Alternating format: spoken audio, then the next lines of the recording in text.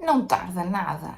Estamos a entrar nos santos populares, seja Santo António, ou São João, ou São Pedro. Aqui na minha zona é mais conhecido São João. E sim, bem-vindos a Lita ou ao solstício de verão. Olá a todas as bruxas do meu jardim, sejam bem-vindas a Uma Bruxa Solitária. Eu sou a Morgana e nós hoje vamos falar um bocadinho sobre as correspondências e associações para Lita, sobre o que a Lita, que eu já falei no início do vídeo, é o solstício de verão. Portanto, nós hoje vamos falar um bocadinho sobre este sabá dentro da roda do ano, que eu já fiz e já vos trouxe aqui um vídeo sobre a roda do ano e sobre o que seria a roda do ano e os sabás, como é que são compostos e tudo mais. Portanto, eu vou deixar alguns aqui na tela, na tela final, se eu me lembrar, não é na edição de colocar. O que seria então Lita? Lita é uma festividade, uma celebração do verão, não é? Correspondente ao verão, que acontece ali no dia 21 de junho no hemisfério norte e vai corresponder àquilo que nós chamamos o ponto máximo de luz. Então ele traz-nos aqui o símbolo de expressão, de expansão, de manifestação também, mas também aquele auge de nós estarmos vivos, da vitalidade.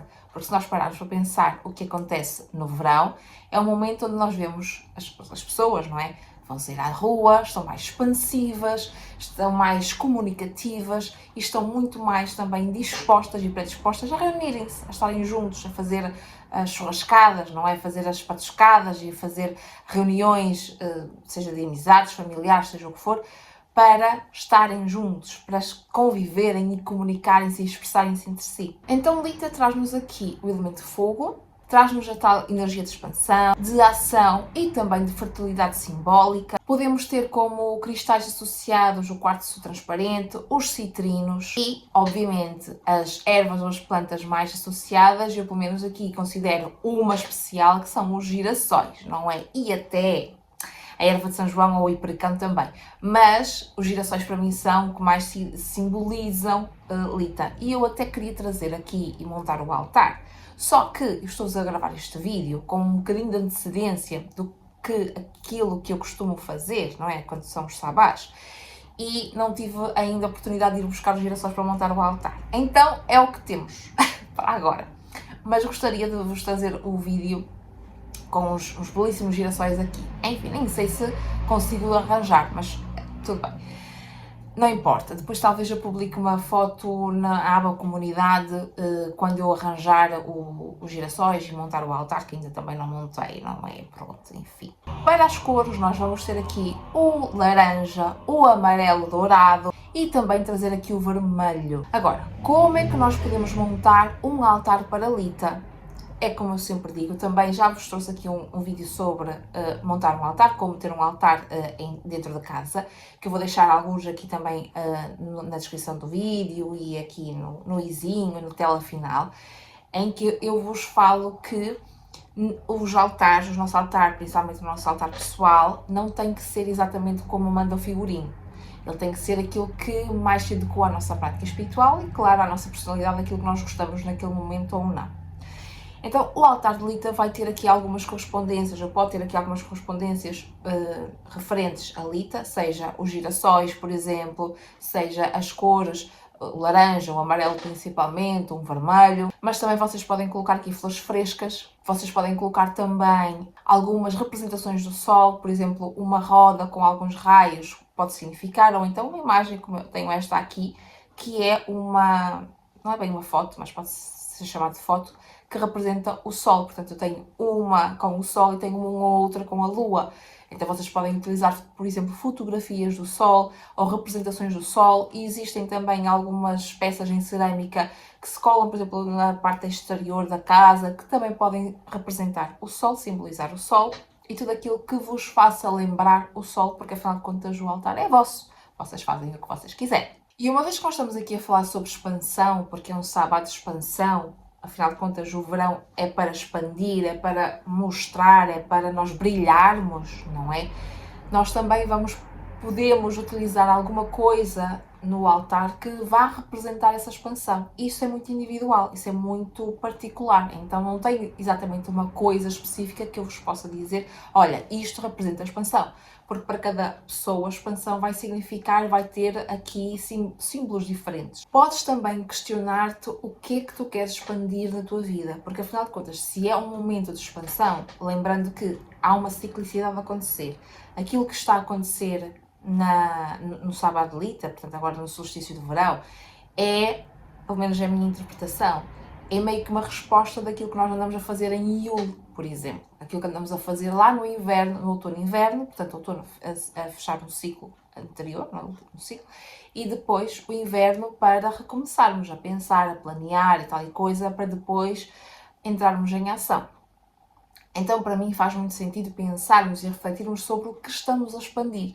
Se faz sentido, se é exatamente isto que nós queríamos, se era isto que nós esperávamos, se alguma coisa que podemos reorganizar ou reorientar e o que é que nós estamos aqui a expandir na nossa vida neste momento. E existem algumas práticas, alguns rituais que nós podemos fazer, algumas coisas simples que nós podemos fazer e, obviamente, eu gosto de vos trazer aqui coisas mais acessíveis, sem aqueles apetrechos todos, porque, afinal de contas, na minha visão, a bruxaria, o paganismo, têm que ser vividos no dia-a-dia. É isso que eu vejo sendo a bruxaria. É o que nós fazemos no dia-a-dia, na simplicidade do nosso lar, da nossa casa. Então, eu vejo a escrita, por exemplo, as manifestações, as intenções, como sendo rituais muito poderosos. Então, nós podemos sim escrever manifestações, ou as nossas intenções de manifestações, as nossas intenções de expansão, por exemplo, o que é que nós queremos expandir. Podemos queimar aqui as intenções antigas, ou seja, numa reflexão daquilo que nós estamos a fazer, se faz sentido ou não. Há coisas que provavelmente nós não precisaremos de continuar, de seguir com aquilo, ou porque já terminou o ciclo, ou porque já deu o que tinha a dar. E faz às vezes sentido nós queimarmos, fazemos aqui rituais simbólicos para queimarmos em desapego, não é? Portanto fazemos aqui rituais de desapego para soltarmos essas energias ou essas intenções que fizeram sentido em algum momento e que deixaram de fazer sentido. Podemos fazer alguma coisa muito mais simples, seria uma meditação ao sol, agora que, pelo menos aqui no hemisfério norte, começa o sol, começa o calor, não é? Sendo que o tempo ultimamente está pior do que o meu humor, portanto oscila entre estarmos no inferno e estarmos no Polo Norte. Portanto, é mais ou menos isto que acontece ultimamente, não é? Nos últimos dias, pronto. Mas supostamente vai começar o calor e nós vamos ter apetite para ir para a praia. Então podemos fazer também aqui os banhos de sol, não é? Meditações ao sol e o contacto com a natureza. Porque também entramos numa altura que é muito propício, por exemplo, para os piqueniques. E tem outras coisas também, por exemplo, a celebração consciente do dançar, de fazer caminhadas, por exemplo, na natureza, ou simplesmente fazer as coisas de uma forma mais presente, com mais presença. Dentro do que nós poderemos chamar da nossa vida atual, da nossa vida moderna, há coisas que nós podemos fazer também na nossa ritualística. E eu não sou propriamente uma bruxa tradicional, uma bruxa que segue a tradição ou que vai buscar coisas antigas, ancestrais, para replicar. Eu sou mais apologista de, ok, temos estas coisas aqui que podemos olhar para elas, antigas, ancestrais, tradicionais, mas poderemos também sempre, e eu sou apologista disso, de adaptar-nos para a nossa realidade. Então podemos sim fazer uso de alguma coisa que foi lá da nossa ancestralidade ou da nossa zona antigamente, mas eu sempre vou optar por adaptar a minha rotina, porque é o que nós temos hoje em dia, e é isso. Portanto, para mim, enquanto bruxa, e posso considerar-me bruxa moderna, porque como eu falei, eu não sigo propriamente nenhuma tradição, não sigo nenhuma coisa ou nada ancestral, nós podemos celebrar mesmo sem termos um altar. Nós podemos, aliás, sem termos o altar perfeito, não é? É só um conjunto de velas e a foto.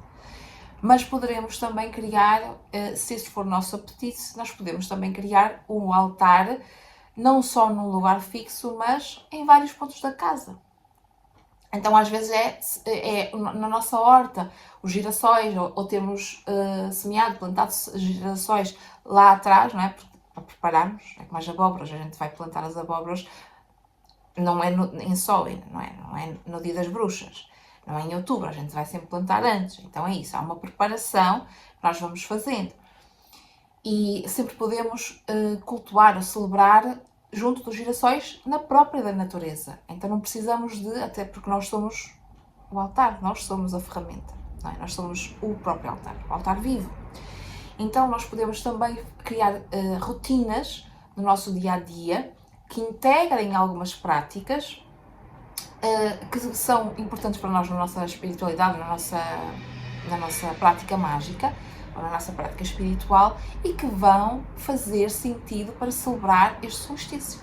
Pode ser o que eu falei há pouco, um piquenique com a família, com os amigos, na natureza, por exemplo, ou reunirem-se no vosso jardim, no vosso quintal, no vosso campo, por exemplo, todos juntos. Isso pode ser a celebração do solstício, não tem que ser necessariamente com um altar todo perfeito a fazer um ritual gigantesco. Então o que eu te quero aqui trazer é que tu foques muito mais na intenção e na presença de forma mais consciente do que propriamente na performance.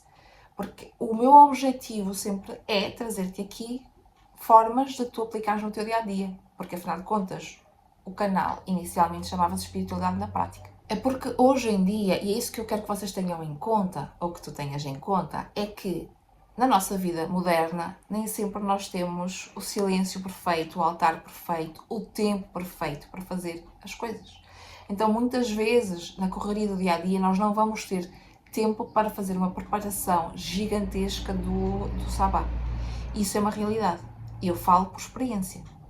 Então às vezes eu tenho como hoje, eu ia sentar-me aqui, a minha ideia era sentar-me aqui para gravar com os girassóis, já com o altar montado, já pronto para a Lita, mas eu tive que gravar antecipadamente o sabá, então não tive como ir buscar os girassóis, não tive como preparar todo o ambiente e tudo mais, tive que me desenrascar. É disso que eu estou a falar, é que muitas vezes a vida, a rotina e o dia-a-dia vão atropelar a nossa prática, vão atropelar as nossas ideias ou a nossa ideia de celebrar ou festejar de forma perfeita, sendo que alguns minutos ao sol para integrar a energia do sabá talvez funcione bem melhor, isso é um ritual, um micro-ritual, mas é um ritual, funciona melhor do que talvez um altar perfeito com uma ritualística gigantesca, sendo que estás a fazer meio à pressa e não te consegues concentrar porque estás a pensar na tarefa que tens a fazer a seguir. Entendes?